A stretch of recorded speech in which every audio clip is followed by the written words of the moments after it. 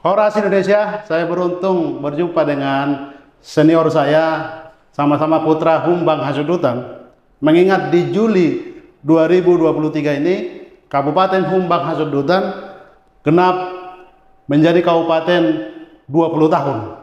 Apa refleksi dan apa masukan dari para perantau, anak-anak dari Humbang Hasudutan, termasuk saya wawancara Bang Arnold Sihite SE. Tolong sebagai putra Humbang Hasudutan, bagaimana kita merefleksi?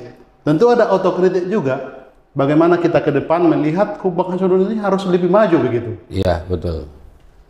Ya, terima kasih saudara kita atas kunjungannya dan bisa bertemu. Tentu kita ini langkah yang baik untuk memberikan masukan 20 tahun berdirinya Humbang Hasudutan. Ya.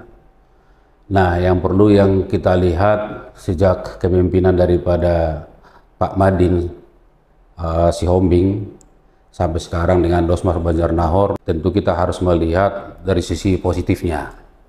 Ya, di mana pada saat kepemimpinan Pak Madin pertama, bahwa Humbang Hasudutan difokus kepada infrastruktur. Dan itu terlihat sangat membantu masyarakat kita di sana, khususnya sampai ke desa-desa. Sementara kita lihat juga pembangunan sekarang dengan kepemimpinan Pak Dosmar Banjarnahor, ya, dengan terkenalnya food estate. Ya, ini juga kita patut bersyukur bahwa ini juga apresiasi kepada pemerintah pusat, ya, dan pemerintah daerah, dan ada juga pengusaha yang terlibat dalam hal itu. Kalau dibilang ada kekurangan, pasti ada kekurangan. Tapi kita harus berpikir positif. Kita sebagai generasi anak putra Humbang Hasudutan, kita saling membangun, memotivasi, memberikan masukan yang tepat, sehingga ini ke depan Humbang Hasudutan semakin maju. Yang sudah 20 tahun putra dari Humbang Hasudutan, pertama adalah masalah pertanian. Ya. Nah, karena apapun ceritanya, pertanian ini adalah sebagian besar Humbang Hasudutan adalah hidupnya dari pertanian, ditopang oleh sumber daya manusianya. Karena sekarang ini kan sudah zaman teknologi yang sudah maju, ya, dan kita harus bisa saing dengan para petani di luar daripada Humbahas. Nah, tentu yang food estate yang kemarin yang sudah memberikan banyak bantuan, masyarakat Humbang Hasudutan bisa dimanfaatkan dan bisa dievaluasi apa kekurangannya. Ya, sehingga dalam program pemerintah ke depan untuk memajukan pertanian bisa lebih maju tentunya. Nah, dan tidak kalah pentingnya juga untuk masalah kesehatan. Nah, ini kesehatan ini kan sangat penting. Bagaimana masyarakat di sana harus semua itu harus sehat, ya. Dalam arti pemerintah harus bisa menjamin rakyatnya untuk sehat. Nah, tentu ada langkah-langkah yang harus perhatikan bagaimana supaya terlindungi kita Humbang Hasudutan. Nah, bisa dilihat dari mungkin rumah sakitnya, pelayanannya bagaimana, terus BPJS kesehatan bagaimana, bayi-bayi di sana juga harus cukup gizi, ya. Ya, cukup gizi. Terus juga pendidikan juga ini penting, ya kan, apapun ceritanya bahwa semuanya kan kita harus mulai dari sumber daya manusia. Ya kan, dengan kalau kita kelola dengan sumber daya manusia yang bagus, ya kan, artinya masyarakat kita bisa berkembang lebih maju, ya kan, bisa lebih terdidik dan ada pendampingan. Untuk 20 tahun Humbang Hasudutan bisa kita harapkan lebih bagus lagi, lebih maju, dan harapannya pemimpin yang saat ini harus bisa bekerja sama.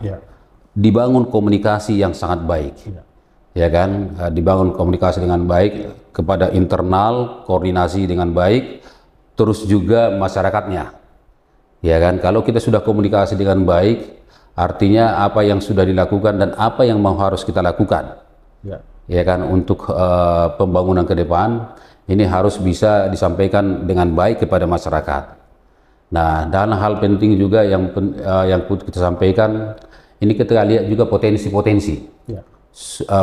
daripada masyarakat, potensi daripada Humbang Hasudutan itu. Nah, potensi contoh yang bisa untuk menaikkan APBD. Ya kan, APBD ini kan sangat penting. Ya kan, APBD ini kan bisa sumbernya dari mana-mana. Contoh yang kita lihat sekarang kan pariwisata. Nah, ini bagaimana kan Humbang Hasanuddin itu menjadi salah satu objek wisata yang bagus, paling bagus di Sumatera Utara. Nah, tentu ini kan harus kita bangun infrastrukturnya juga. Ya, dan saya lihat juga pemerintah memberikan perhatian untuk itu. Tinggal kita kelola sekarang di penggerak ataupun supaya pariwisata di situ lebih baik. Nah, contohnya infrastrukturnya, terus mungkin ada hiburannya, kulinernya, ya kan, dan ada mungkin apalagi traveling hotelnya, ya kan. Ini kan harus kita lihat dalam prospek untuk pembangunan supaya kita bisa berdaya saing juga daerah-daerah sekitar yang ada wilayah wisata di Sumatera khususnya, ya kan. Nah, ini juga sangat penting, dan ada beberapa mungkin yang perlu disampaikan untuk pendidikan ya. Bagaimana ini kan zaman-zaman teknologi digital komputer, bagaimana pemerintah memberikan perhatian. Ini kan patokannya berapa setiap tahun itu, berapa yang lulus ke negeri.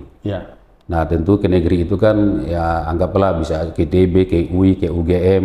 Ini kan kita lihat persentasenya. Apakah Hasanuddin itu sudah bisa memetakan, ya kan, memetakan sumber daya manusia di sana, bahwa kita itu juga bisa tidak kalah ya bersaing dengan sumber daya manusia di tempat-tempat yang lain. Nah, itu kan menjadi salah satu yang harus kita perhatikan. Nah, untuk itu kan pemerintah juga harus melihat itu. Bagaimana untuk pengembangan sumber daya manusia di sana supaya bisa bekerjasama dengan pihak-pihak terkait, ya kan, khususnya juga kita sebagai perantau memberikan perhatian khusus. Kaitannya kan SDM ini pendidikan. Ya, jadi betul. Abang sudah singgung pendidikan. Tapi kaitannya pendidikan juga kan biaya ini. Iya. Secara keseluruhan masyarakat di Humbang Hasanuddin itu petani. Terutama beberapa kecamatan itu petani kemenyan. Tapi faktanya petani kemenyan ini tidak ada secara ekonomi makmur.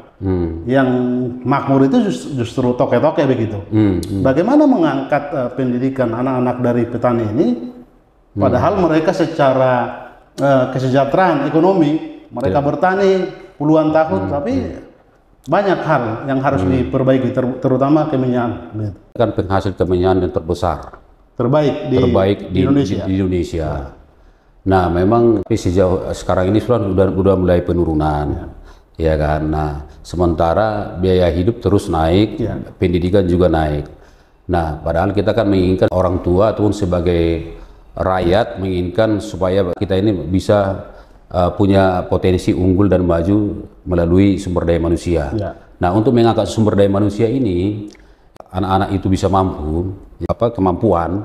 Ya, saya pikir kan pemerintah juga harus melihat itu. Ya kan, jadi pemerintah harus turun tangan, dan saya lihat juga kan di pemerintah pusat juga ada juga yang namanya bantuan itu kan namanya beasiswa ataupun kartu Indonesia Pintar. Nah, ini bisa kita manfaatkan. Yang penting kan seleksinya dari bawah itu ada dengan baik, ya kan, sehingga bisa diusulkan ini kepada pemerintah pusat. Bagaimana juga kita usulkan atau berpikir gagasan yang kita beri ide oleh pemerintah daerah, Bang. Karena kembali soal pendidikan ini, untuk mencerahkan anak-anak di Humbang Hasanuddin itu lewat pendidikan, mereka harus sekolah. Tapi ada nggak tempat misalnya di kabupaten, pemerintah daerah di sana untuk memberi semacam persamaian atau tempat untuk penggodokan orang-orang yang berbakat, pikiran bagus, yang mungkin orang tua tidak mampu, tapi nanti mereka bisa dibeasiswai begitu.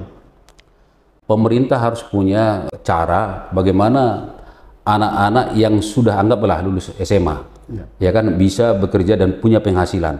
Nah, tentu tidak harus kuliah juga, ya, kalau memang tidak bisa, ya kan, atau tidak, artinya kan kemampuan kita terbatas.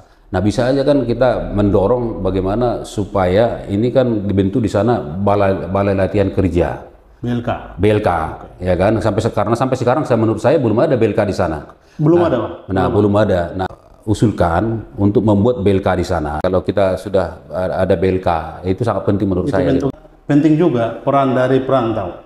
Oke. Mungkin pemerintah daerah di Kabupaten Hubang Hasundutan punya keterbatasan juga, termasuk juga tadi anggaran itu. Tapi kalau misalnya anak-anak rantau ini dimanfaatkan, misalnya di Jakarta, misalnya di Jabodetabek, misalnya saya tahu banyak putra-putra Hubang Hasundutan yang sudah jaya secara ekonomi, ya sudah mapan begitu. Bagaimana mensinergikan ini, Bang? Ya, saya pikir kan itu tadi komunikasi daripada anak-anak bangsa harus memang lebih diintensifkan.